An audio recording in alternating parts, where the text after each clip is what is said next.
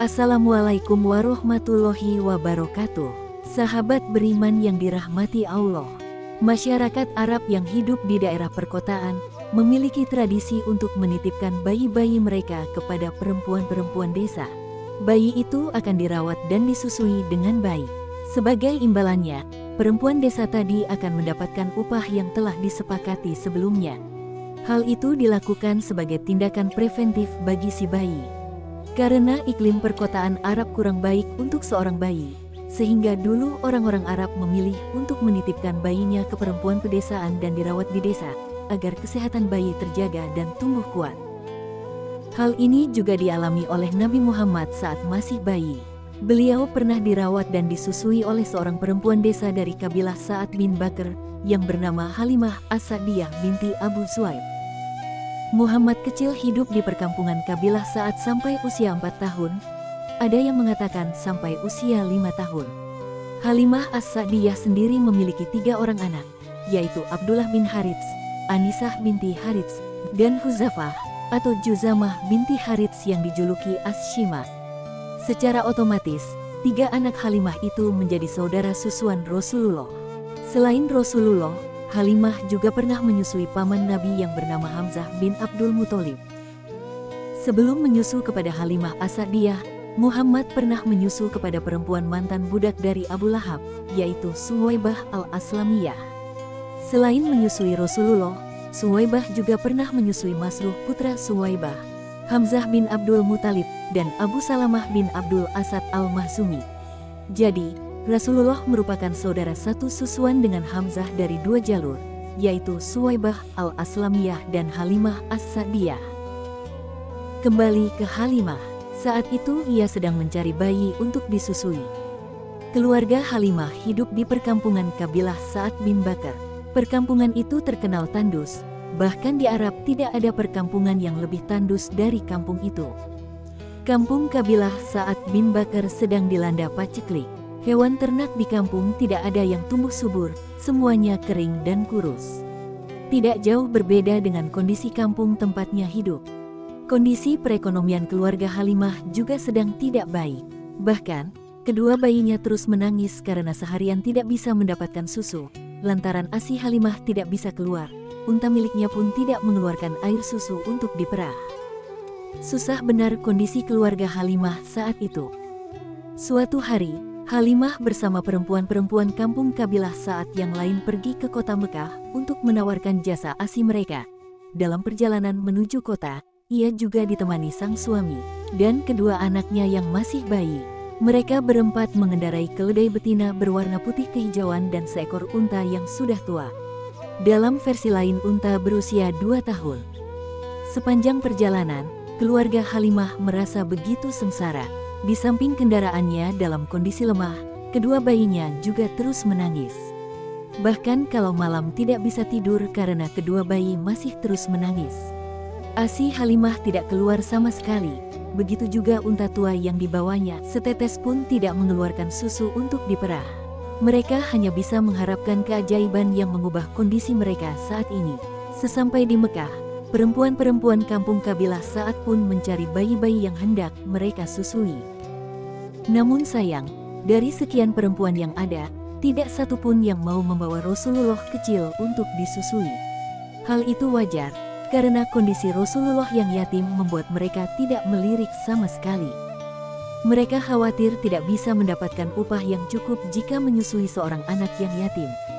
Semua perempuan sudah mendapatkan bayi, dan semua sepakat untuk kembali ke kampung.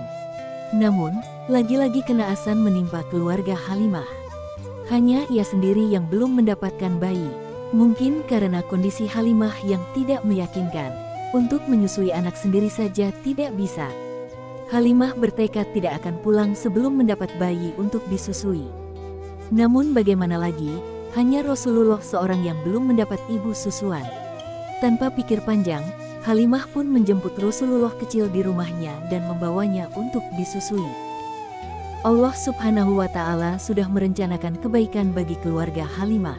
Dengan mendapatkan seorang bayi, artinya Halimah dan keluarga bisa kembali pulang ke kampung bersama perempuan-perempuan yang lain. Keajaiban mulai dirasakan Halimah saat baru saja Rasulullah berada di pangkuannya. Kedua asinya seakan bereaksi untuk menyusui bayi yang berada dalam pangkuannya.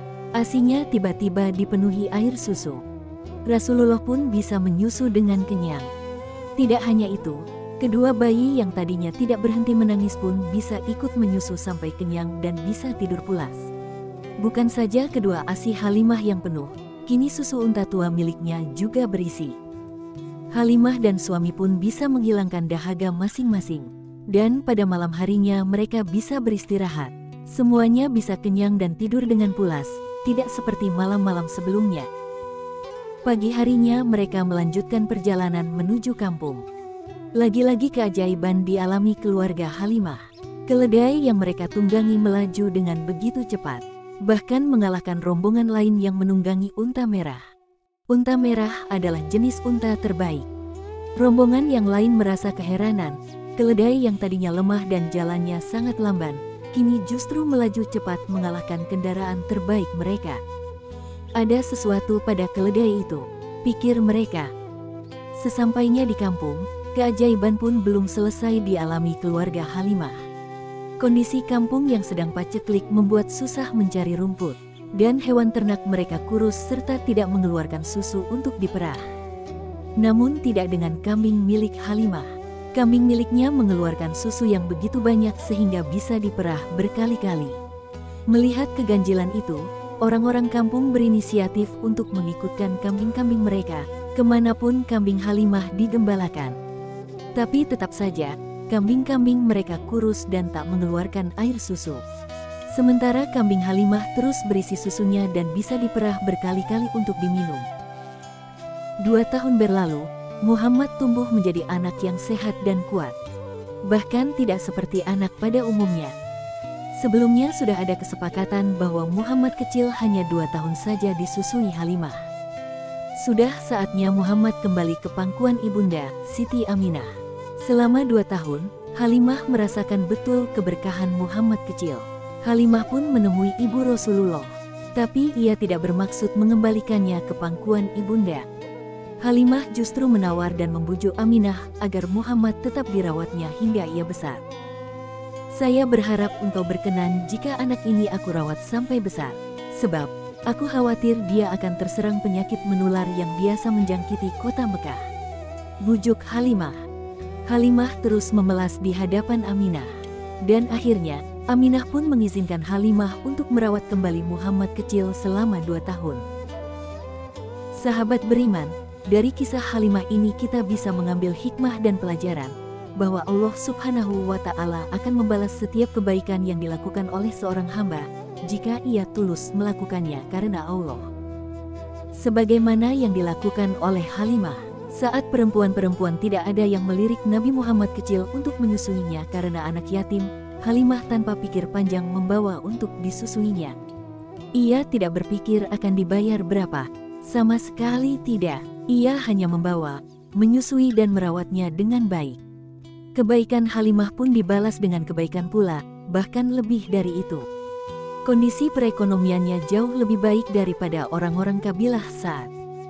Kisah Halimah juga mengajarkan kita agar tidak mudah putus asa. Ketika semua perempuan kabilah Sa'ad sudah mendapat bayi untuk disusui dan sepakat untuk kembali ke desa, Halimah belum juga mendapat seorang bayi.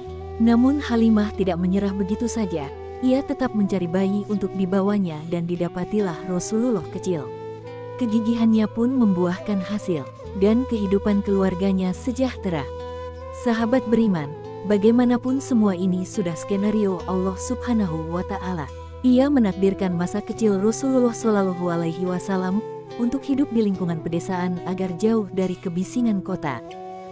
Rasulullah akan menjadi seorang nabi yang mendakwahkan ajaran Islam. Oleh karena itu, ia harus memiliki pikiran yang bersih, hati yang teduh dan budi pekerti yang baik. Secara geografis, kehidupan di desa lebih tenang, tidak terganggu oleh kebisingan kota. Hal ini sangat mendukung untuk membentuk karakter unggul seorang Rasulullah Shallallahu Alaihi Wasallam. Wallahu a'lam bis-shawab. Wassalamualaikum warahmatullahi wabarakatuh.